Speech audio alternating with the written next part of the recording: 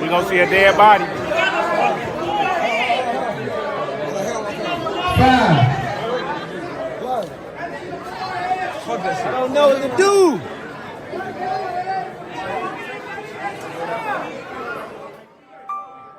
5, 4, 3, 2, work.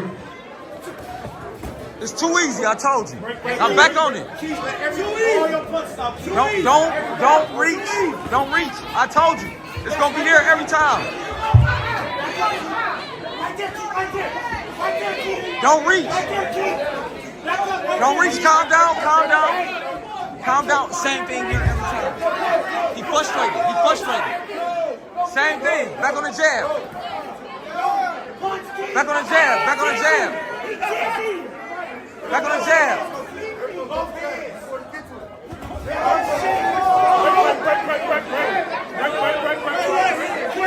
Back on the jab.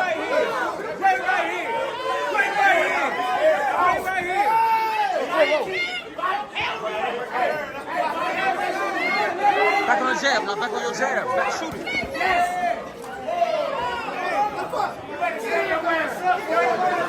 Hey, dog, chill, nigga. Hey, chill, dog. Hey, dog. Don't push nothing in the fighters, dog. They here to fight, dog. Come on, man.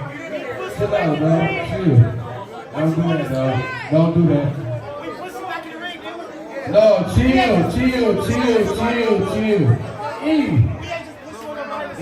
Dog, chill. Hey, we good.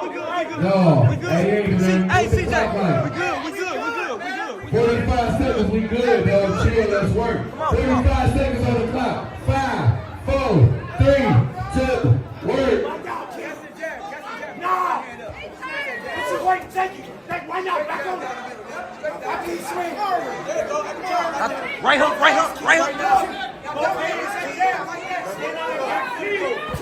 Good right hand. I'm back on it. There you go. Keep going with that. Keep going with that.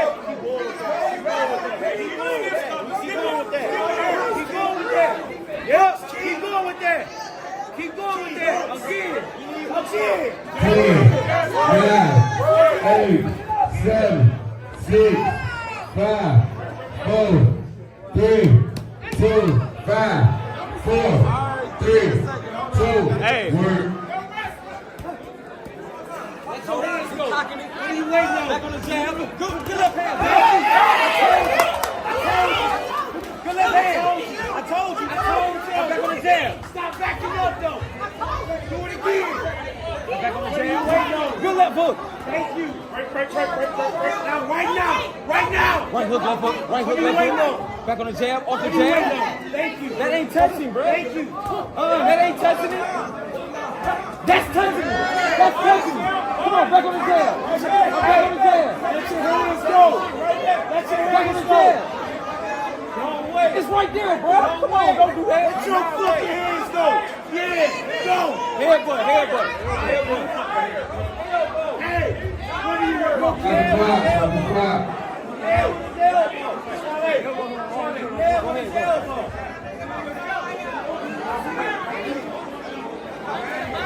10, 9, 8, 7, 6, 5, 4, 3, 2, work. Go get it.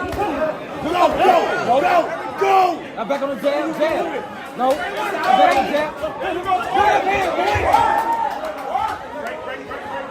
Go.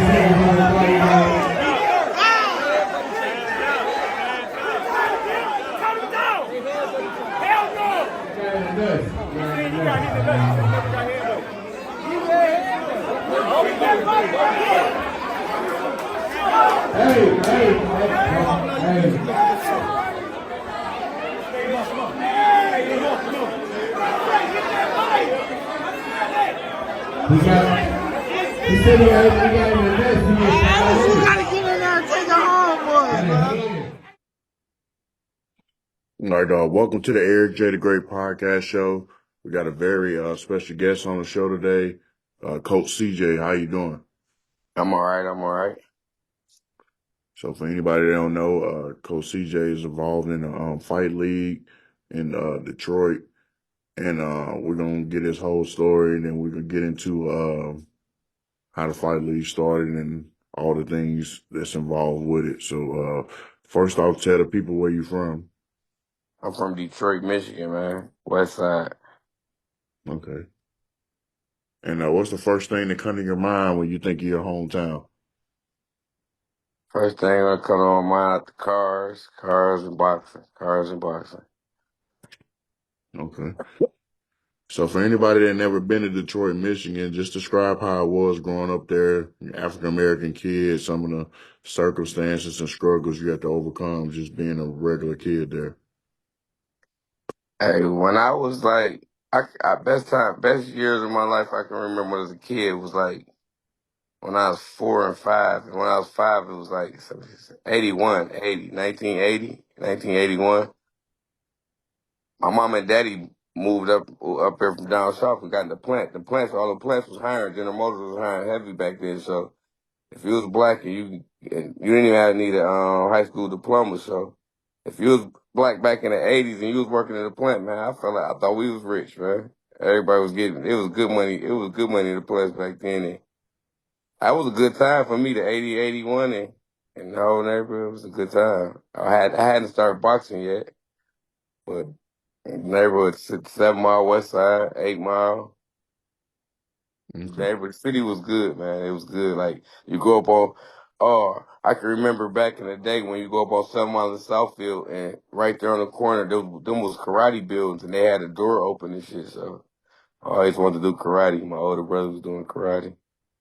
Mm. Okay. Did you have a two-parent household and any siblings?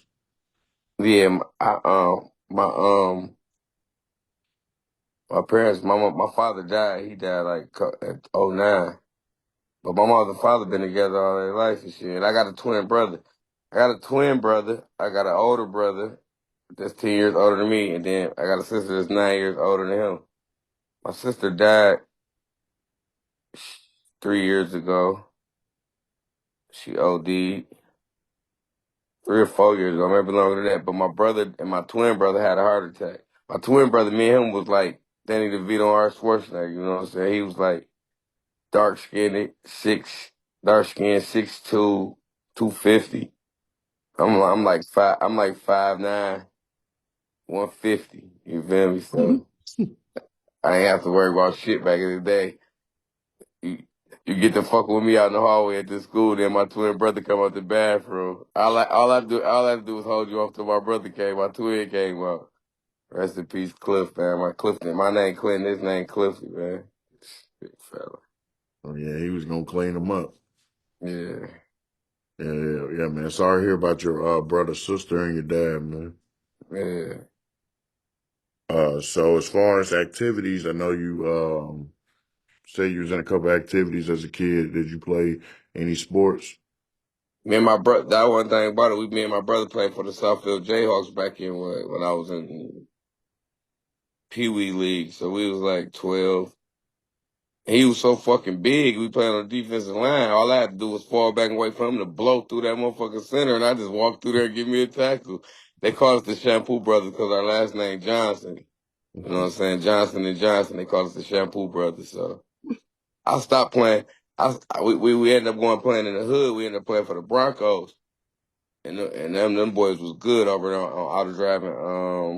Auto Drive and Evergreen, the Broncos. They was good. We was playing pound now, but I wasn't shit. No, they went out on the Southfield. I could feed off my brother. Now I'm like on the bench and he playing all the time and shit. And they about to go to playoffs. I quit, and that's when I started boxing at 12. Was I 12? That's when I went back to boxing, I think. But that's when I started boxing. When he was still playing for the my brother was big. He like fucking he wore varsity helmets and shit, but we on the Pee Wee team, you know what I'm saying? So I'm a little fella. They letting him get time. I'm on the bench. I'm like, man, you know what? I'm about to go start boxing. I started boxing at 12. I started boxing at 12 over at Crowell Recreation Center on Lasher and it's between 6 Mile and Finkel. I started boxing at 12, and after that, it was history, you know what I'm saying? And that's the neighborhood. So funny, that's the neighborhood of all the people that be in my fights over there in Brightmo. You know what I'm saying? That's why I started boxing at 12. Okay. So, besides you leaving football and picking up boxing, if you had to pick a moment, like what would you say really led you to want to fight?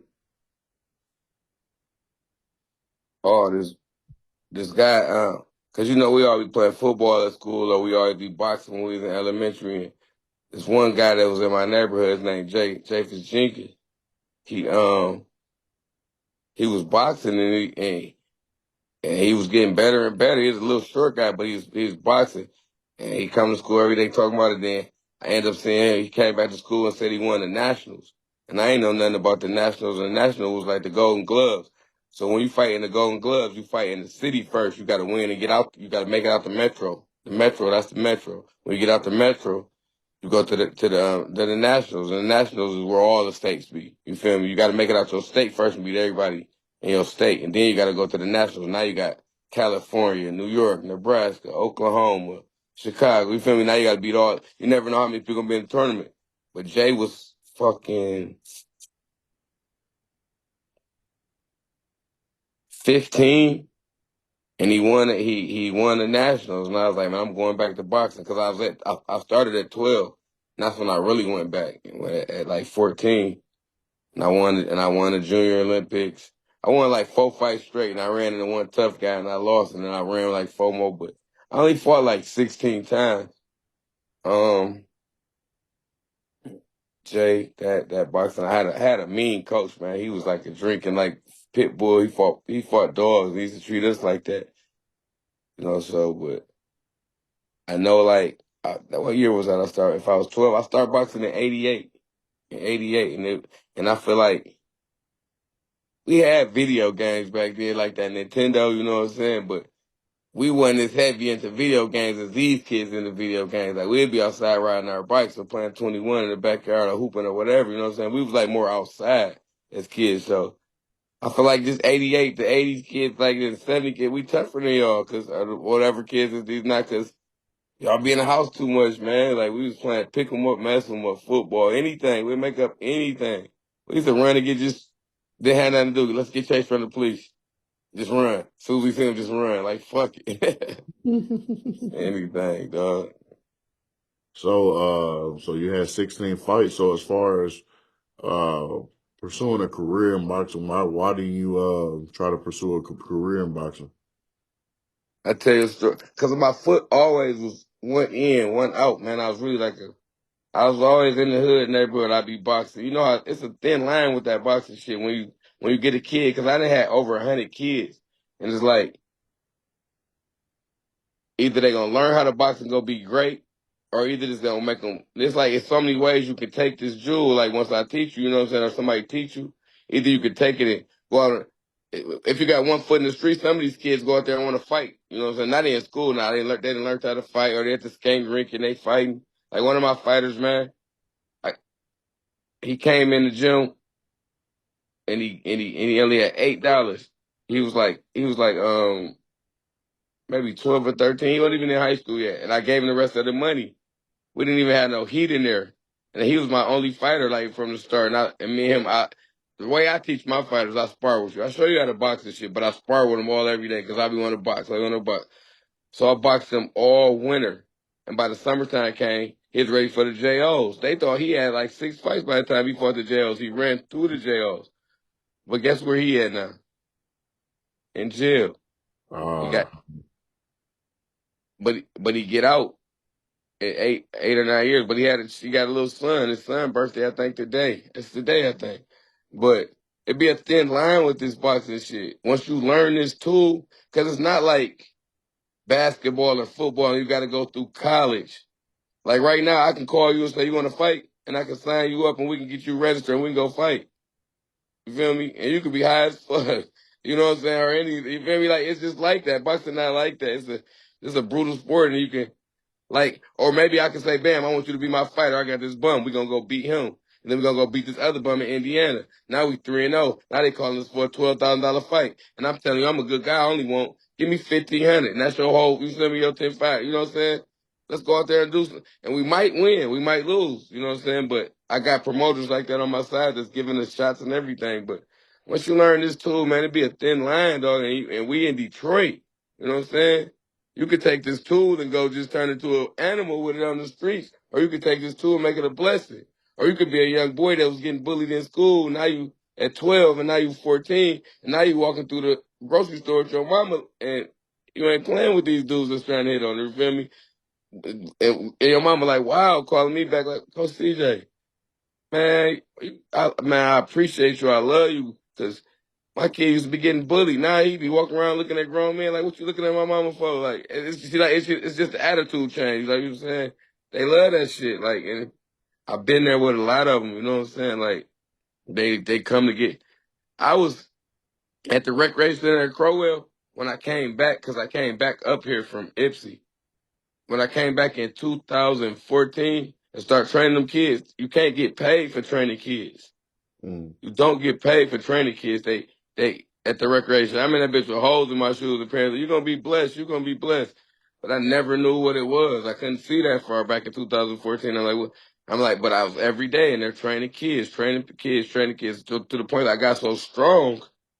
I was training kids and I was boxing, but I boxed with all the kids and I'm boxing with all the pros. You know what I'm saying? Because I know everybody. Because I've been boxing since '88, and they knew me and I was back around on the scene. Now I'm in the gym boxing with all the pros. Every day, CJ, all you want to do is box with all the kids. I got shape. I get a call from somebody saying they want me to box in a strip club, but I'm fucking 39 or some shit, 39 or 40 some shit. They say, oh, this old ass nigga about to get his ass beat at the strip club. I go in that bitch, run through a nigga. They call me again on my birthday. I run through another nigga. Now, that 1-800-411 pain shit on the radio, I switched my name to 1-800-411 pain CJ. I come to there. My dog, what's my nigga that did Dexo Summer beat that my mama said I got death on me. He was a DJ back in that bitch back in the day. I can't remember his name right now. He's my dog. Anyway, that nigga said when I come to the bar, he like, CJ and this bitch, but I had fun with the shit. You know what I'm saying? Fun with the shit. I'll tell you another story before I get into that after that boxing shit from the strip club. I tell you, so and I started boxing when I was 12. I stopped boxing. I started back again when I was 14 and 15 and 16. Now I'm boxing in high school. As I'm boxing, no, now I'm boxing at 40. Was it 40? Was that 94? I'm boxing in high school. When I was boxing in high school, I was like, at 14, I'm in church and everything. I'm doing real good, real good. I fell back off the scene again. I stopped boxing again. Now, I'm just in the streets. I'm in the streets. I'm robbing people. I'm running around robbing people. I'm robbing people. One night I robbed this man up on South Mount Lasher. Up the mag on the carjacking. He say, dog, don't. He say, what you want me to do? I'll take you where you want to go. I'll take you where you want to go. I said, nah, nigga, watch out. But as soon as I robbed him, dog, this was like the snowiest day of the fucking winter. I pulled out the parking lot, and the car spent around 8 times. I said, let me get it right. I went to the crib, called my peoples. We went and parked it down in the park like we was going to strip it. As soon as we think about the strip it, here come the police coming across the motherfucking field. Everybody ran, we dispersed. You know how Detroit is. You got them big picture windows that sit with the bush in front of it. When I say I went under, as I laid under there, I only had some jogging pants on and a thin ass coat. By the time I came up, because the police kept running around, for about 3 hours later, I had to dig my way from up under there. The snow had went up over me. My hands was frostbit. I ran into by the next morning, my hands peeled back and everything, frostbit. One of the dudes snitched on me. I go to jail. Boom, boom, boom, boom, boom. I think I snitched on myself after that. I seen the paper. I was young. I was 17. I was scared. I snitched on myself. I think I told, boom. Now when it's time to turn myself in, I go on the run. Instead of going to court, I moved down to Galesburg, Illinois with my auntie, my mama's sister. I'm down in Illinois, like the Quad City area, like Peoria, that area. But it's Galesburg, Illinois, where I used to be. I go back to high school. Now I'm back in high school. Now I start back boxing. I start back boxing, but I'm in this little white town. I win my first fight down there. They put me in the paper, but I'm on the fucking run in Detroit. And I'm 17. I'm like, wow, they put me in the paper. I'm going to school. I'm about to graduate from their school down there at Galesburg, Illinois. I try to make the basketball team. I don't make the basketball team. The star player on the team was my dog. He was a dog. He ended up having too many babies, though. But he was a monster, like a protege. I'm still going to school down there. I got the little white kids that throwing tantrums, but they mama's like, CJ, they only listen to you. And they win in fights. He fighting in fucking like fake Timberlands. I get him some boxing shoes and he winning it. They all appreciate me. I'm coming from, I make the baseball team. I'm 17. I make the baseball team. I'm coming from baseball practice one day with my cousin and they smoking in the car. Popos pulled me over. I'm using my twin brother name. I finally just say, fuck it. They take me, they extradite me back to the city. Oh, wait a minute. I forgot about this part. Let me reverse. Dog, I'm fighting. I end up winning the state championship and I'm on the run. I got the paperwork. I put it up. It's on my page. I got the paperwork. I'm standing up with all them kids. They was like shocked because like it was like 8 of us won the state championship out of Galesburg, this little small town nobody never even fucking heard of. And I'm training these kids and I'm on the run. But anyway, boom, now I get pulled over by the baseball team. I mean by the police. They extradite me back up here. On the way back up here, we got hit by a fucking rig and got knocked on our side. And I'm shackled, legs and feet. That bitch knocked us on our side. I couldn't even see because it's dark in the back of that expedition truck. We get up here. I get to court. I'm in that bitch crying like damn, thinking about it because carjacking that went up to like 10, 15 years. You know what I'm saying? But the dude, nigga, my coach, he was big because around that time it was 96 and the Olympics was going on. And he had Vander Holyfield, old coach. He wrote the judge. My counselor, because, you know what I'm saying, I used to go see him every day because, you know, I thought I was grown down there. And it was around the time that, it was around the time that, what's his name? The big case, the football player. O.J. Simpson. Oh The yeah. O.J. Simpson trial was going on, and I was at a white school, predominantly white school, and when they put it on the TVs, and when they said not guilty, the whole school was like boo. And my cousin, I'm in the car with eating some Cheetos. My cousin just run past, like yes, fuck yeah. I'm like, oh my god, dog. But it was around that time when I won the state championship. I was so blowed the next day. I'm in class sleep. They announcing on the PA. You know, they don't even do shit like that in our schools, you know what I'm saying? They announce on the PA like, Clinton Johnson has won the state championship. I wake up and I look around, all these white people screaming and shit, and a couple black kids, and I wonder what the fuck is going on. And everybody knew I was asleep because I was tired from the day before fighting that tournament. But they was in that bitch cheering. They announced it and everything. And I forgot about that. Whole class cheering. I'm on the run down in fucking Illinois, but I'm the state champ.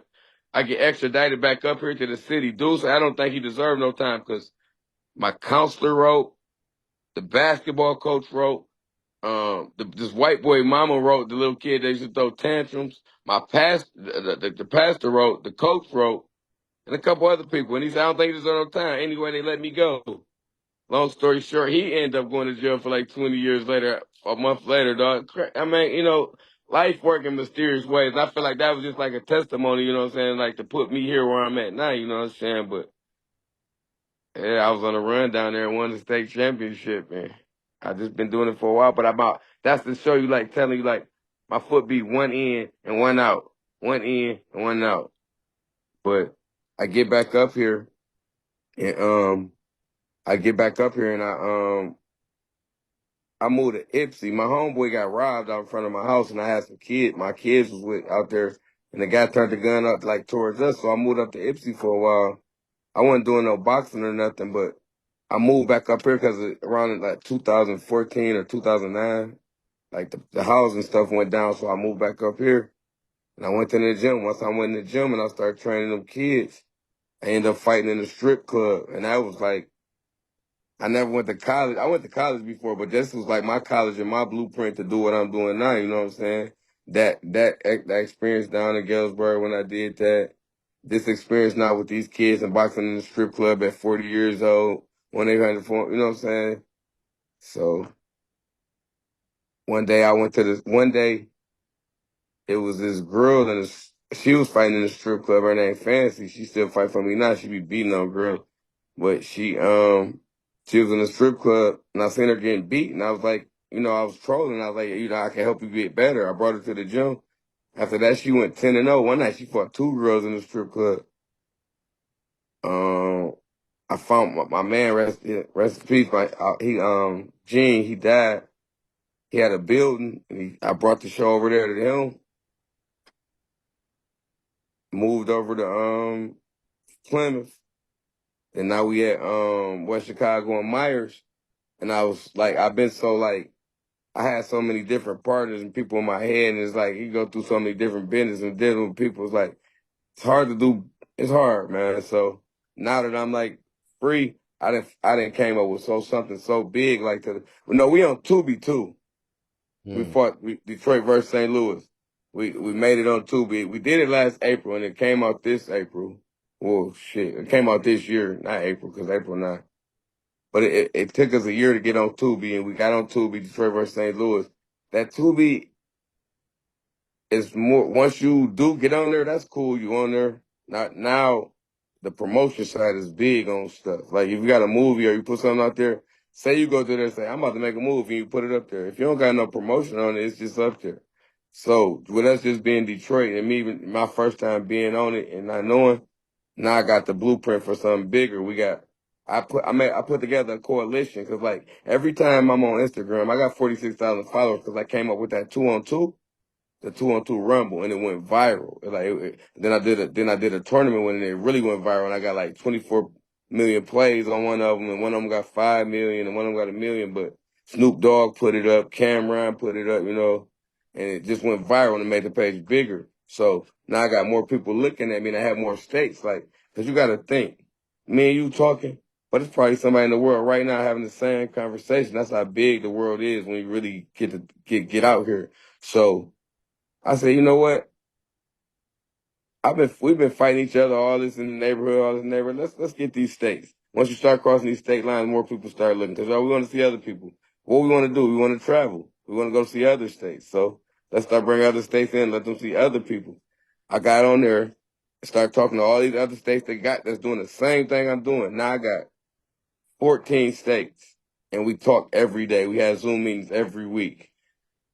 We came to the point that now. Then my belt's in the whip. I don't even feel like walking out there getting out to the ring. The coalition, we call it the coalition, we call it USBC, United Street Boxing Coalition. And we all together. I got Tampa. I got Newark, New Jersey, DMV is Delaware, Maryland, and Virginia. I got Cleveland, Columbus. I don't even feel like naming all these motherfuckers, but I got 14 states and we all together. And now every month we're bringing 2 different states in another sneak man state. You feel me? So, and we bringing a belt. They got to bring at least 5 fighters. They can bring 7. We really 5. The best out of 5 get the belt. And we fight every week, and our momentum's so up. These other states, they only fighting like every 30 days, or you know what I'm saying? They're not doing it like we doing it because one thing the city we love fights, we love gangsters, we love that shit. And for every Friday out the month, every Friday, it's from 18 to 80 in there. And ain't no fights. It's all like you chilling, women's chilling, drinking, and then a reality show in the middle of the night. So it's all love like that. So for the last 3 weeks, I'm talking about we've been over the top with the show. The first week, I had Calico come perform because we all, am I wrong? If I beat a nigga ass, you know what I'm saying? And I was like, dog, it's been like we've been planning for the last 2 years. And I'm like, my vision, I just be having visions sometimes when I be in the bed. I just wanted them in there. Calico came out and did it for me. And people didn't even know, you know what I'm saying? So they was like, wow, I missed that. Then the next week we fought Dallas. I got Dallas 6 flights, round trips, and I got them 2 nights at Airbnb. And they brought their belt. And I had my belt. You know what I'm saying? Every coalition leader got a belt. You can fight a team belt or each fighter's got individual belts. They lost their belt. My man hung it up on his Raptors in the building. Cleveland came down the following week talking shit. They lost their belt. I got that bitch in the truck. You know what I'm saying? This week we having a new talent show, so it's gonna be local. But right after that, St. Louis coming down. We whooped St. Louis ass on Tubi already, so we damn near gonna have all the coalition belts. And in September, we having a big tournament with Street Lord Rook that do the Tubi movies. Um, I say I can't, well, like, main idea because it's the structure of my tournament that we've been doing. 32-man tournament. First place get 10,000. Second place get 2, but everybody in the tournament get paid. It's gonna be a bracket just like the big dance. You know what I'm saying? 32. But we're gonna throw their names in the hat and pull them out. But they only gotta fight one round. You feel me? 1 3-minute round. You win that round. It's gonna be 16 people left. We're gonna do it 2 nights. We're gonna get a hotel and rent it out, and people pay to get in both nights, and then at the end it's gonna be a champ. But we're gonna rent out two mansions and film everything, like, you know what I'm saying, everybody both sides stay in that bitch. We just because we kind of spin it off to a big show, but it's not really big. But now you got 16 states on one show instead of just me on Tubi by myself. Now I got 16 states on Tubi on the back end and everybody promoting it. So you can't lose like that. And it's just, I love this shit, man. I wouldn't care if nobody came. I'd be sitting front row watching it by myself. Like, I'm getting these fights together right now, man. I just had to talk to 2 girls. Like, man, chill, just do it at the bill. No, I'm smacking her. I'm like, well, don't smack her at my bill. Like, but I be trying to like cause my dude out in Newark, New Jersey, they really gang bang out there in Newark. You know what I'm saying? So he gets gang members. This gets this gang member like to see it out and they fight. You know what I'm saying? We out here, we really bred it on that Joe Louis, Tommy Hearns. You know what I'm saying? K9, Pain Server, what's dog name over there? What's dog name? My dog, LJ, Tony Harrison. You know what I'm saying? Like, we really we fight. Like, we fight. I don't know if Jersey really known for they not known for, they probably do got some hitters out there, but I be talking shit to them like, y'all only known for Italians and pasta, nigga. Newark. And what's that, Sopranos. But no, man, I'm just glad we got something together, and like I got other men behind me in other states that really like do the same thing I do. I don't care what level it's on or how high it is, they do it and they love it. And they love what I'm doing out here, and they love like how I get to bring a piece of the city together. They can't wait to come here and be in that environment. And everybody that came here, I showed them love. Some of them Dallas people, they promoter, they main head man. That's one on the collection. That's my partner, my brother. He never been here before. Man, he came. He tried to fly back the next week. You know what I'm saying? It's just something about Detroit. We ain't Cali. We ain't New York. We don't got all this shit. You gotta understand. I was just telling somebody the other day, like, my cousin came up from Chicago. I'm like, y'all got more stores than us, more clothes than us. And I was like, we know how to dress better than y'all. I was like, that's because y'all got too much fucking shit. Y'all don't know what to do. You know what I'm saying? We take our little shit and get. He like, we had an argument with that shit, but it's like, dog, we take some little shit and make the best of it, man. Like, the best of it. And I feel like what we created and we brought to the city, it was needed. It was needed. And I be talking shit like, cause they be like, daughter crying. Cause my one dude in New York, New Jersey, he got backing behind him. We got the governor behind him. We got the mayor behind him.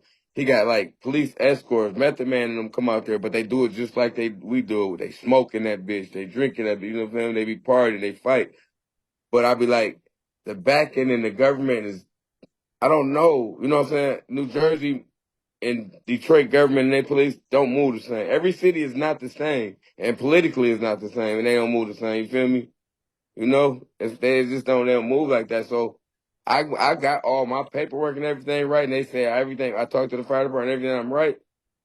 I just like I be wanting to make a connection with them and let them know, like, cause they be telling me go over there and ask them is the crime rate down when you doing this and woo woo, and I know it's down over there, cause I wish I would have taped it a year and a half ago when the white police officer I put up a flyer and I said we shutting Plymouth down today, and he pulled up and he said my police chief said I got to check cause y'all said y'all shutting Plymouth down. And I was like, no, we shutting it down. Like, you know, that's just like the slang. He like, oh, man, cause every time y'all fight, don't never be no crime down here. Ain't no shooting, ain't no killings or nothing. He's like, man, I support y'all. I wish I would have filmed it and kept it, but I got his number, you know what I'm saying? And it was like, I talked to him a couple times, but they only can do so much, man. You know what I'm saying? Who you know. But I feel like the Lions, the Detroit Lions, and the Detroit Fight Club kept the crime down last year. You hear me? Niggas had something to do. Lions would have been losing. It'd been niggas would have been mad. Yeah. Yeah, Yep. absolutely, man. Pick off your point from earlier with boxing, like when I think about, because I like boxing too. I boxed in the military, and the thing was, boxing is one of those sports where, just like in any other sport, you run across some kids that probably don't have role models or rough backgrounds and don't really have stable adults in the house, and but when you look at people that made it in boxing, a lot of similarities be that they had that coach that was that father figure, and they kept their hand on them until they either got to the Olympics or they went pro. You know, in the NFL, I mean not in the NFL, but basketball and football, you know, like you can still have the same thing, but once they go to college, you know, they would go into a new coach, and then once they get to the league, they go to a new coach. Like in boxing, it's like, you know, you got the structure, like what you need to do, like milestones you need to hit as far as growing up. But as far as transferring the responsibility is really like a gray area. Like if that coach don't have that connection with you, if he's not really passionate or really involved in your personal life too, making sure you stay on the straight path, you can go left. You know what I'm saying? I'm pretty sure you don't see that a lot. You know, like some kids, you know, Man, too many, man. Too much. I told you it's a thin line when you learn that too, cause like boxing is the game of hurt. We teach them to hurt somebody, but we teach them to do it in a competitive way and be sportsmanlike with it. But you got to think about on that downtime, and you still a young man, you still a young teenager, and you in school, and kids can be the worst. You might get pushed, you might get bumped, your foot might get stepped on. How you gonna handle it? And now you being a boxer, you take it this way. Now you got this following. Oh, that boy got hands. He got hands. Now you know it's a dangerous tool, man. And once you learn it, man, you can rise with it or you can fall with it. You can rise with it or you can fall with it. Boxing different, man, from all other sports. It's different. It's different, man. And I had so many kids over the years, like it's tough, man. I didn't cry. I didn't cry with one of my boys. He tough now. He just whooped Cleveland. We went to the Golden Gloves like 8 years ago. They say we won. They call us back out the dressing room and say we lost. I was like, what the fuck is going on? So it just hurt us, you know what I'm saying? So most of these boys I've been through a lot with, and it's crazy. Like now that I built this platform, and now that they getting like donations from the crowd to fight and different shit like that, and it's like, and they on the internet and people calling them, and they got little fans like, and now they calling me and asking me how should I do this to do this. It's different, you know what I'm saying? So. Yeah, I'm highly involved. You feel me, Coach? I need a ride. Or could you help me? I helped one of the fighters. Man, I helped one of the fighters clean the car out so she can make some money and we get to the fight, and she ain't even come. And I ain't care though. Didn't bother me though. You know, I helped her.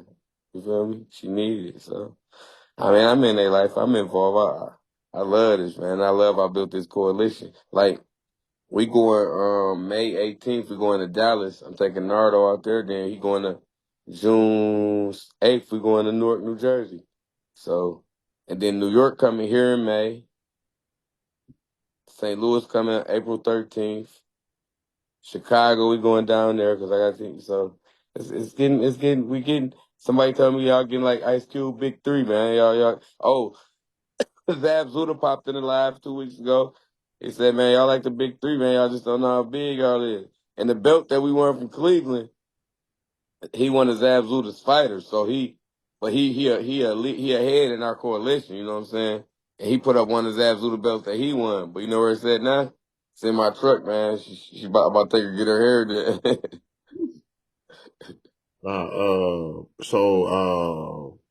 Tell people like the structure of the league, like on a typical week, like this week. Like, do y'all fight on certain days? What times do y'all fight? How long are the fights and things like that? We fight. See, the momentum, people get mad at me like for not even for shutting it down. So it's a blessing tonight. I love it. We fight every Friday. The doors open at 9 o'clock. We don't start fighting till like 10:40, 11 o'clock. We don't get out of there till like 1:30. Rounds are a minute and 30. If you're a street guy, you never box, the round will be 1 minute. We'll give you a 1 minute round, but you got to build your stamina. The more you fight, the more they donate. After week by week, the more you win. You build your stamina up, get up to 130. I want my head fighters. I got 5 champs. I'm trying to get them up to 2 minutes. They're at 130 right now. 3 minutes at 130. That's good for them. Some of them off the street, some of them off the couch, some of them boxed before but just lazy. And I mean, some of them want to be pros. Don't get me wrong. Some of them come in here like fully equipped and ready. Some of them don't care. Some of them smoke a blunt right in your face and be ready to fight. So it's like that. This United Street Boxing Coalition. So we got some street guys. We didn't have pros fight that came off the couch. They've been on the couch 10 years. You feel me? So yeah, it's that. DM the page if you want to fight. DM me your age, your height, your weight. Let me know if you're in Detroit, if you're out the city, out the city. Let me know if you got a fight club that want to get in the coalition. But besides that, we there every Friday. And if you want to get with me and get in the ring, I can get you in there. Absolutely. Looking for new talent. So with the following growing now, what's your when you look at things you want to accomplish, what's the short and long term goals you want to accomplish? What's the end goal? Oh man, sure. I got a gang of short term goals. One of my longest short term goals is getting me a nice ring. Like I'm talking about like to the point where people calling me like, oh CJ, the coalition, I want to come fight in your ring. Is nice because that's all they talk about is my ring, my. But this one of the best rings I had because the rope's good. You feel me? Ain't no tangling. This one of the best. But I need me a dog ring with my logo in it, DFC, and it's just gonna like stamp me. That's one of my short term goals.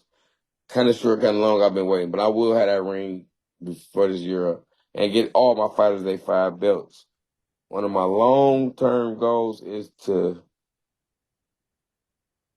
be able to get some of these guys that's on my circuit to switch over to the pro side because we got two guys that came like Horse fought and Joe. They fought each other on this. And that's one of my fighters. He pro now. He's 6-4, and Joe is 2-0 on the pro side. So I want to see a lot of more of these fighters convert over to the pro side because you gotta understand nobody can fight forever. Nobody can do this forever. It's always gonna be somebody new. So it's gonna be a wave of new guys that come on the underground side. So some of these older guys are gonna have to move up and go pro. Or they're gonna go to the couch. So it never stays the same with this pro. Your body never stays the same. All this shit. So the long term goal, I want a lot of these fighters to go pro, me to start my own promotion team and be out in Vegas one day with one of my fighters out there and let them know he came from the underground. And on the long term goal, I said I want these fighters to be pro, and I want to be able to do this like once a month, only once a month. And it's so big, I'm doing it in a bigger, like I'm doing it on a bigger stature or the bigger coliseum. I want to be able to do it once a month. I want more celebrities. I want the city. I just want the city more support from the city and all the local rappers and everybody. I just want it big. I want it real big to where I can do it downtown on the rooftop. I can just do it once a month to the point where it's I got the league and I want our league. I want our coalition league to really have a league, and to the point where we on Tubi or we on TV every other weekend. It's a series, and they saying like which state is the best every year, and every year we find out who got the best street boxers every year. Every year we got who find out we have a street boxing championship every year, and it's just and it's flooded. Like, you know what I'm saying? Like, it's really like it's for. I feel like this platform is for the guys that felt they want to fight. They talk about they can fight. They sit on the couch and then they come in there and they fight. Then they start loving it more. They don't know they can really go pro. They don't want to go pro. They just this is a platform for you to do it. You know what I'm saying? I get this is something you want to do. You want to be an Instagram star. You want to make some money. Let's do it. Let's do it. Absolutely. As far as what I was about to say, um,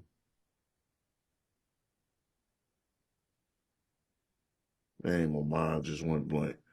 Hey, you But know what too? I want you. I'm gonna hook you up with Philly and them because they do it. I mean, New York, New Jersey. I'm gonna hook you up with my dude Max. I want you to interview him so you can get a different feel from a whole nother state and a whole nother perspective. Well, that's you the last thing you hear will be talking about. I want to go to Newark, New Jersey. You know, so just to you be like, whoa, they over here really doing this shit like this, and they got motherfuckers banging. It's like to hear another perspective on a whole other side of the world. So I just want to hear another part of the coalition, and and take digest how you want to digest well, it. I think too. Me and my friends be having like deep conversations all the time, and this reminds me of a conversation that I have like a lot. Like I feel like when I was a kid, you know, we still had crime, but the crime, if something happened crime wise, it was for a real reason. You know what I'm saying? Somebody broke in somebody's mama house, or you know what I'm saying, somebody killed somebody mama or something Yeah. like that. You know what I'm saying? There was a principle behind it. Like we got senseless killing now, and we had more recreation centers where we had stuff to occupy our time when we weren't in school.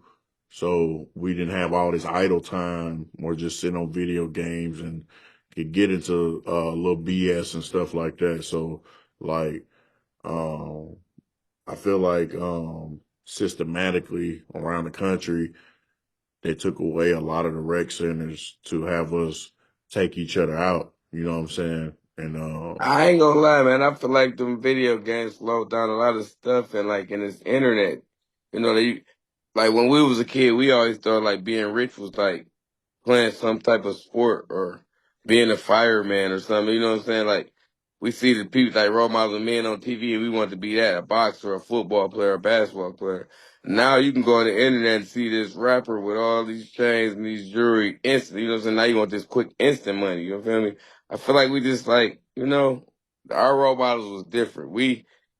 In our era, we didn't see all these internet gangsters and all this shiny stuff. It wasn't that fast. It was like the microwave. I remember when the microwave fucking came out. Now it's the microwave era. You know what I'm saying? But no, I just like we wasn't built like that. This era is just different, man. And if you can get in a kid's head, you can get hold to him and let him know, like, it really come deep down when it's you. It's not about the internet. It's not about all that. It's you. You are the internet. You your own. Like you your own.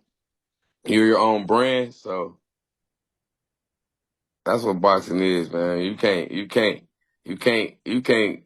Back in my era, like this era, this I always tell everybody this. In this era, you can go get on. I can fight you and beat you up and put it on the internet, but they ain't seen all week. I've been getting my ass whooped. You know what I'm saying? I ain't got to put that up. My era, I would have had to beat you. Somebody would have to tell somebody, and then somebody would have tried to try me down and had to beat him. We were the internet. We had to tell people. People had to know. You feel me? It wasn't none of that. Oh, look on the internet, he tough. No, this nigga knew you from this neighborhood, or he knew you from there. Oh, he got hands. You know what I'm saying? We was the internet. That's why I was so tough. You feel me? Somebody had to know you. You couldn't tell me I beat this nigga up or put it on the internet when they know. I had to see you beat him up, or somebody had to tell me that. Then like, oh no, he be whooping ass, and he whooped his ass too. You know, we was the internet. Like, no. Kid be watered down. It's watered down, man. Let me ask you, do two more questions. So, as far as I always ask people this question that's involved with kids and things like that. You know, what's the when you look back on all the kids that you dealt with so far, teenagers, things like that. Um, what would you say is the most rewarding thing that you get out of it? Because like I'm pretty sure, you know, when you first became an adult and then you look at your life now, you'd be like, man, I ain't even know I would probably impact this much people. You know what I'm saying? Because I feel like, you know, a lot of people, I listen to a lot of coaches that's professional trainers now because they either follow a certain kid to the pros or whatever, where they talk about the kids that they used to train and stuff and how much impact. And you could just tell, just like by talking to you too, you could just tell how much they enjoyed and the passion that they have for it, you know, just being able to impact kids' lives. Because, you know, a lot of kids be in a lot of messed up circumstances, you know, either mom be at work all the time, don't have a father figure, you know, things like that. Right. So, what was the question? Yeah, you said what's my rewarding experience out of it? Yeah. I'll say my most rewarding experience out of it. It's like my one coach told me when I started. He's like, when you get a kid, they be like a plant. You know what I'm saying? And whatever you put down in them, that's what you get out of it. So if you put good in, that's what, or you put bad, that's what you get out of it. I like to see like a kid don't even got to be a champion. I just like to see a kid change and growth and grow up. You know what I'm saying? You know what I'm saying? Mature from this. You know what I'm saying? Some kids learn. I like the growth. I like the growth. I like to see people learn this. I like the people. One of my boys, Charles, he be fighting on the underground for me though. But he told me, he said, Coach CJ, man, you the reason I love this. And it felt good. You know what I'm saying? I want to make people love this. You know what I'm saying? And and what we created with the underground, I got people that come every week. They spend their dollar again. They come every week and they love it. And they smile and they cheer. You know what I mean? And they get involved. So, just me seeing that, and I've created something like that that people love, and I feel like without the fighters, you know what I'm saying, it's nothing. That's why they come first. I can't let them get hurt. I got to make sure they right. You know what I'm saying? And we wouldn't have nothing to do if when the fighters wouldn't come fight. You feel me? So I was a fighter, so that's why they respect me. Cause I done got that motherfucker 3 times, you know what I'm saying? And then I done boxed in the gym with over half the motherfuckers. So that's probably why I feel like that's why I get a lot of respect from them. That's why they fight for me, cause they know I'll fight them. I don't give a fuck. You know what I'm saying? If it was just a regular motherfucker like fight for me, they're like, nigga, you can't even fight. Why the fuck should I fight on your show for you and you can't fight? So I feel like I get a lot of respect from that. I wasn't getting a lot of respect from the pros at first. And then a year later, I started getting calls from like, dog, hey, dog, we ain't respect what you was doing at first, man. We starting to respect you, though. We like what you doing, man. We wish you would put some headgears on and all that shit. I'm like, no, man. They sign wherever they want to fight. I put a platform on there for them to come out and show their talent and get a couple dollars and go home and be happy. And they be happy doing it. These guys starting to respect me. The whole city, they starting to respect me. I start getting respect from outside of the city first, and that's when you start getting respect in the city when they see everybody else outside of it be like that. But I wasn't getting no love from these pros at first. Now they like, boy, keep doing what you're doing. Feel me? They sending me fighters. Absolutely. So if the opportunity presented itself, you know, just thinking about kids that you got close attachment to that's on a route to go professional and they wanted you to be their trainer, would you take the opportunity of being someone's trainer at the pro level or would you just stay with what you're doing now? I'm already training somebody at the pro level. I just be keeping it quiet because, you No. know, if you ever want to pop back on it, it'd be like technical. I'll be keeping it quiet, but no, I already been doing it. I definitely want to do it. I always want to do it, you know? Definitely want to do it. I want to have so many hats to the point around this, like, I got the underground. I got a pro fight out in Vegas with this fighter. Oh, I got a meeting out here. Like, cause we're going to Dallas and the one they having in Dallas about to be nice. They flying one of my fighters out. It's a car show and it's a dispensary show. It's only going to be 3 fights. It's a bell show. But Charleston White's supposed to be there. A lot of celebrities supposed to be there. It's just supposed to be big, you know. So it's growing. We growing, and everybody taking each other's blueprint and keeping it big. So yeah. With that being said, like I've taken on any opportunity that got to do with any of this boxing stuff. So yes, I love training. I really love more being at the side of the ring and you boxing and you come back to the corner and we figure out some strategic way to come back in the second round and destroy this guy. I really like that. So I love it, man. Yeah, I love it. Absolutely, man. So, anything else you want to say about what you guys got coming up, and let people know how they can keep up with you on social media and all that good stuff? Well, we got that in September coming up, that big tournament with all the states with the USBC. Next Friday we got St. Louis coming down. Go check us out on Tubi, man. Detroit versus St. Louis, Underground TKO, Detroit versus St. Louis. Check that out. Follow us on the page, Detroit Fight Club 313, and keep you posted with all the fights, that we had over the years. We've been going 2 years, and I don't see no stopping. I just keep adding more stuff to keep us bigger, more states, more fights, better shows. Come check us out when y'all get a chance. You'll love it. If you're ever in Detroit, man, 10845 West Chicago, man, pull up, man. You had a time of your life, man. Time of your life. Absolutely, man. Yeah, I like the fight game, man. I always been a Man, you gotta come check it out, man. You will be hooked. Somebody was like, I told somebody at the barbershop, like, come, they came. They was like, CJ, you told me I was gonna be fucking hooked, man. You got me, like, crack. And they in there every week. They hooked. yeah, Hooked.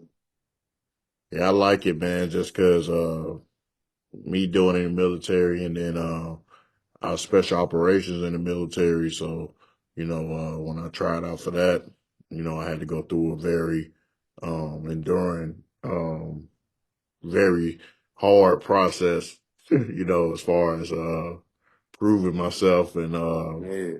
having to So learn I different already know, fight like styles. being in combat and being a warrior, you would love that shit. Just think about it, walking in the bar, women walking around. You go sit at the bar, you have your little long guy lines teeth. The next thing you know, two motherfuckers, and they ain't swinging like girls. They bang you like, whoa, what the fuck is going on? Like it be like that, and everybody be like technically sound. Hey, like they want that bread and they want to win that fight and they want to move on to the next week and be seen. Like, and all these women in there watching them and screaming, kill him, kill him.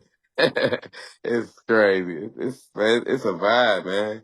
It's in Detroit, man, and it's gonna be here all summer, and I can't fucking wait. It's gonna be here all summer. It's gonna be a good summer, man. The city doing big things. We got that draft, NFL draft coming. It's like it's like a lot of shit coming. The city getting big, man. We getting really noticed right now. And I like how they say when the crime rate go down, that's bringing more people want to come here. So city big, man. It's nice, man. It's like a hidden secret, man. Detroit is a hidden secret, man. It's nice. Absolutely, man. Need everybody to tap in with Coach CJ, man, and Detroit Fight Club, man. 313. Go check out videos. Are y'all on YouTube? Yeah, I got a page on YouTube. I need to work on it more. I'll be doing. We on TikTok, Detroit Fight Club 313, YouTube, Detroit Fight Club 313. But mainly, man, you get our most detail from the Instagram right now, man. Yeah, most info. Yeah, man. Everybody tap in with them, man. You like fighting?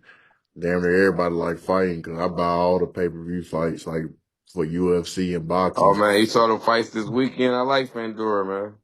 Yeah, yeah, yeah. Fedor's nice. I don't think he can beat Crawford though. Yeah, I they think can't he, I think Crawford. he can be Spence. Yeah, he'll beat. Yes. I Ah, yeah, good fight though, huh? We don't know for That's a good sure. fight. We don't know what Spence gonna come to the table, so that'll be a good fight. The only thing I don't like about Spence is that, and he should have been to learn this, is that once you get older, you can't let yourself be too away from too heavy Oh to be fuck a no, you light gotta. shape. Like like when he not fighting, he gains like 40, 50 pounds, and then he spends his whole training camp trying to shed all that weight. Oh yeah. Terrence Crawford and Floyd Mayweather, like that's something that they was good at. Like they ain't gonna be nowhere between. They gonna No, be fuck like no. And then five. they they stay active when they not. They stay active. No, that's one thing about them. They do not be blowing up. Terrence Yeah, Crawford go wrestle some shit before he just blew up. Some cause people don't like that fat getting fat, man. Some fighters be like, fuck it. Yeah, but it's a lifestyle. Once you start doing it and you're a champion, it's a lifestyle. Yeah. yeah, I think uh Canelo's running.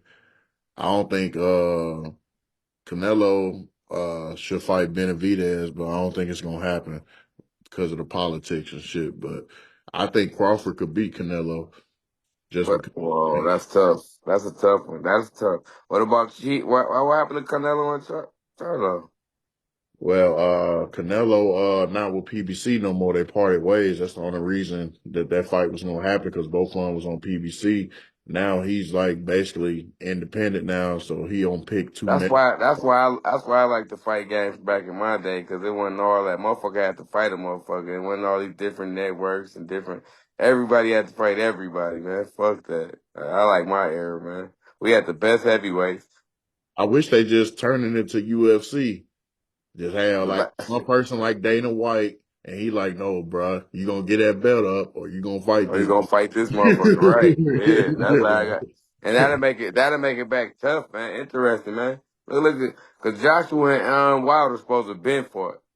Now Yeah, Wilder getting whooped on and shit. Now Joshua's finally back winning. Like we still want to see that fucking fight.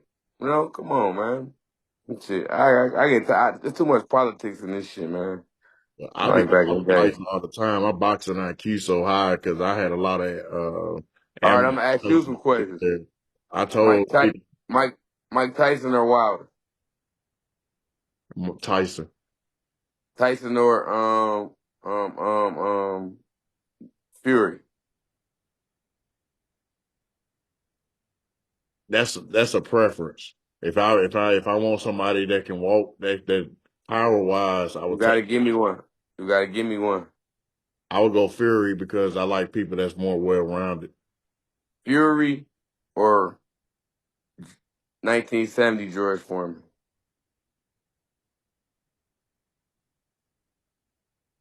Fury. Fu- I feel like Foreman had he as great as he was in the 70s, I feel like when he came back after retirement, he was more polished. all right, Fury or the 2005 Foreman when he won the belt. Shit. I say 90s for yeah, 80s, 90s Foreman just because he was more controlled. Evander Holyfield or Fury. Holyfield. Um, Lennox Lewis or Fury. Fury, I think he got a better chin than Lennox. Sugar Ray or Mayweather.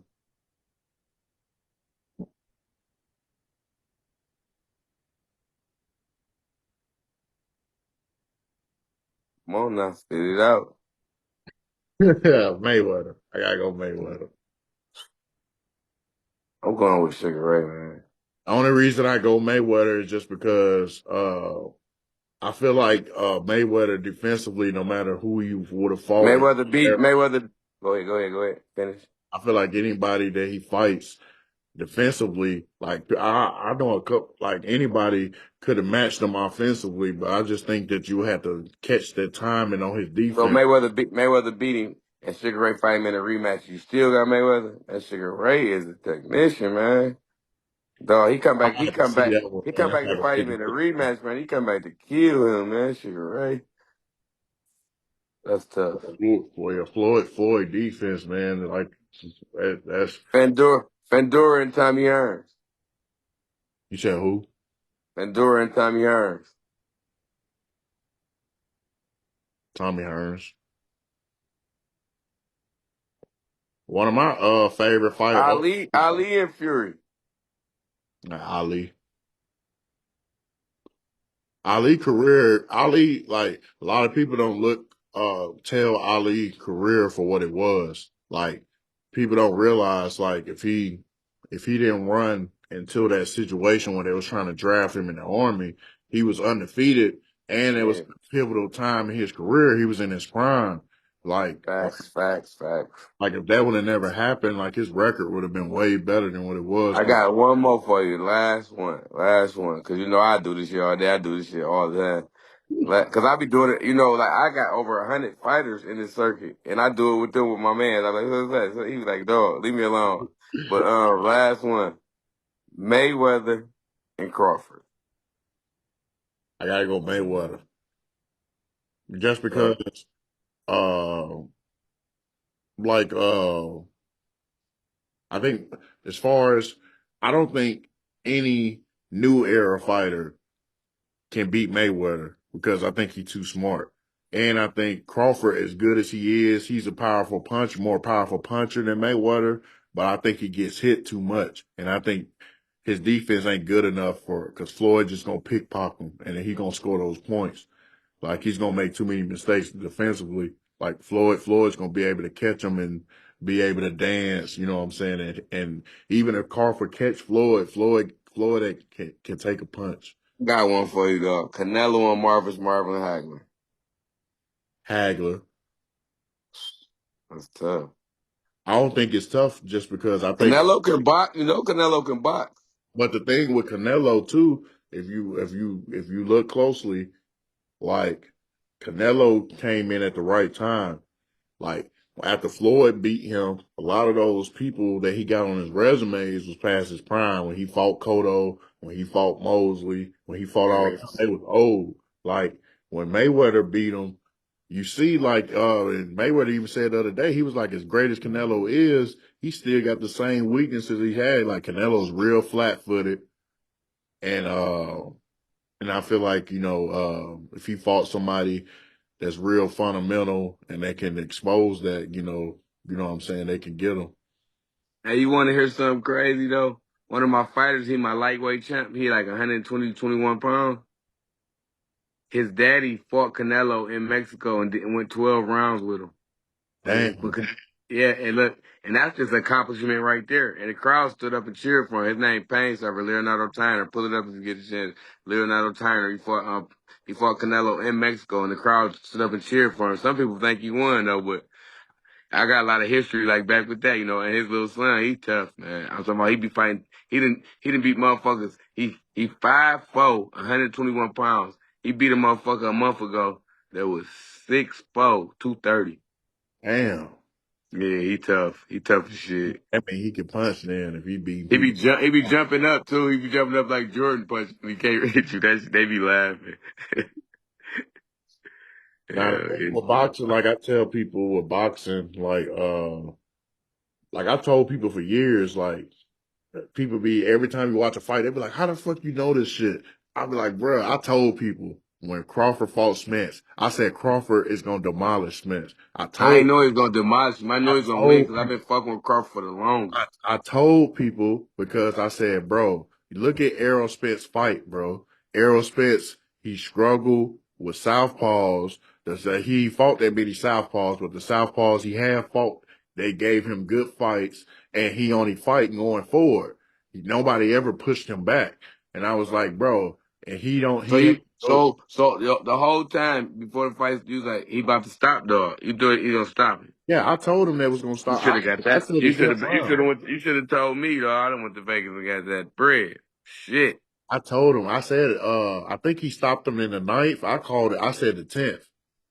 But Yeah, shit. I told him, I was like, bro, like Crawford is gonna see what side ambidextrous wise that he's gonna have advantage over him because Crawford knocked out most people with his left hand and his right hand. Right. Southpaw. So I was like, once he knock him out, once he see he can't handle that southpaw, bro, he gonna walk him down. I was like, because and a pivotal fight, a pivotal moment in that fight was round two, because Spence known for getting people out of there too, and when Spence caught him with that flush shot, and Crawford stood there, I said, "Oh, Crawford in shape. He's not gonna beat him, bro." I was like, if you hit somebody that hard and they didn't flinch, I was like, bro, that was one of his best punches. Bro, I was like, he's not Yeah, gonna, bro. I was like, he's yeah. in shape. I was like, Errol Spence spending his whole camp getting in shape. So by the time they come and fight, he's not improving on nothing. He's so drained. You know what I'm Hey, saying? look, I got one more question for you because we'll be on this motherfucker all day because I love talking about boxing. Who you got with Jake Paul and Tyson? It depends on the politics of the shit. Like, if they really, because you remember when Mike Tyson fought Roy, the shit was so Yeah, funny because I was like, bro, they just trying to let Roy them get some money. I was like, Tyson had went full fledged one moment and hit him in the body. You could see Roy reaction. I was like, bro, if they let Tyson really go full force, bro, he'll knock Roy out, bro. But I was like, they kept letting them hug each other. So, but right. Zab Zuda said he was in camp with Tyson when he fought Roy. He said, man, Tyson was beating up every motherfucking pro they brought in there. He said he knocked somebody's tooth out. It's like, and these dudes wasn't no pushover pros. You feel me? So I'm like, man, Tyson, the thing is, the thing, if they let him loose, he gonna destroy dude. yeah, he gonna destroy Jake because Jake, uh, he never put himself in a position to get better.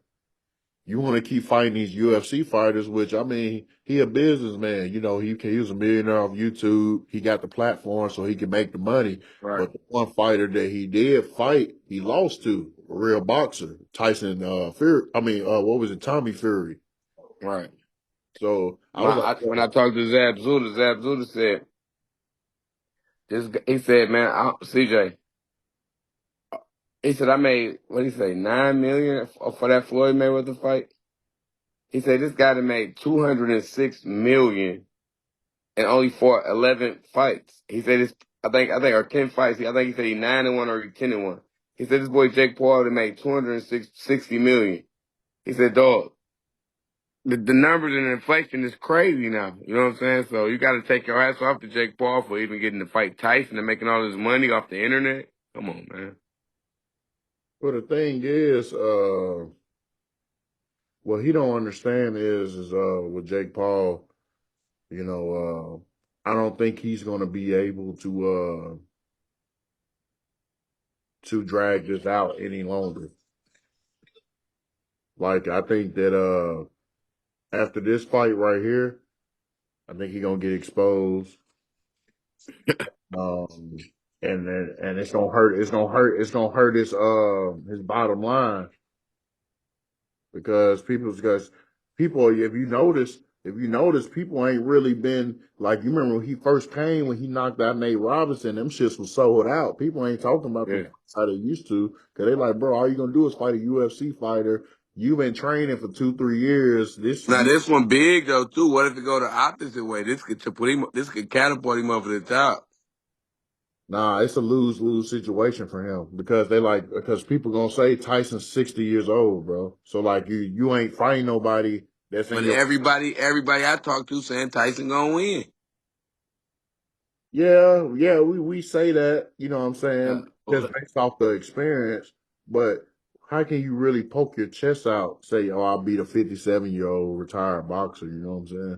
Like, Mike Tyson, yeah, still Mike. yeah, that's why I was like, And oh, the fight game, everybody on the fight side that boxing stuff, they look at it like, man, Zab Zuda said, dog, you know how you box all your life and you be an old man, it be muscle memory. He said Mike Tyson muscle memory is crazy, it's outrageous. and what people don't realize too with Mike, towards the end of his boxing career, man, he was in a bad space. You know, he had the wrong Man, people around him that was taking his money definitely. and things like that. So, now, he's eating better. Got good people around him. He got his money back up, and I really seriously think he don't like Jake because I feel like he feel like Jake's hurting the sport. Right.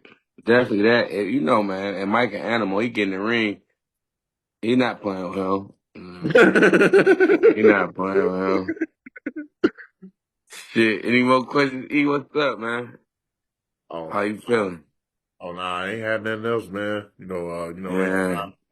Come on, man. You come on anytime. I don't just do interviews, man. I do real topics too. I talk about, whether it be police brutality, child support, Oh yeah. the I kids. really want you to chop it up with my dude from Newark on here, you know what I'm saying?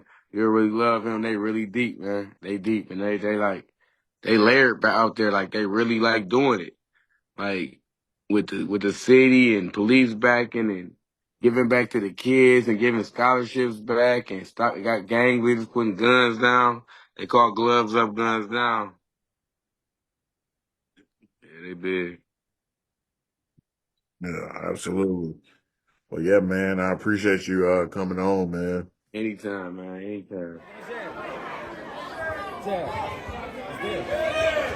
Now walk to your left, right hand.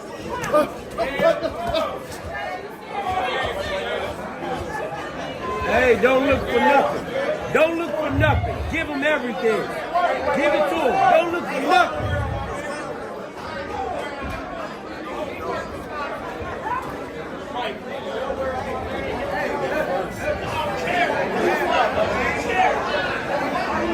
Get that nigga mad work. Give his ass work. Give his ass mad work. Hey. Let's start right here. Last fight, y'all. Man, Last get that round. nigga work. Turn up. Let's go, CJ. How many minutes we got on the clock? A minute and 15 seconds. Last round. 5, 4, 3, 2, 1. Right now. Thank you. That's it. Go. That's my life. Go. Yes.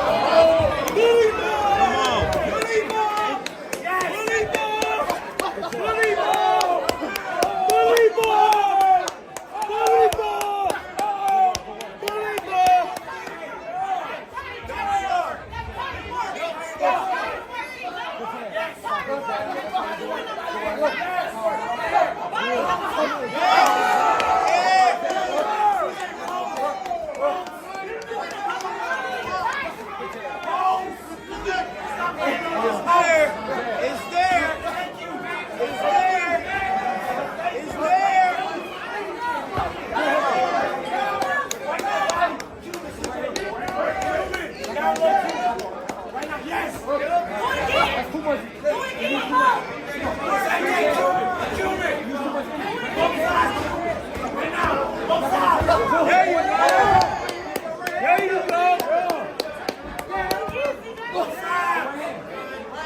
10, 9, 8, 7, 6, 5, 4, 3,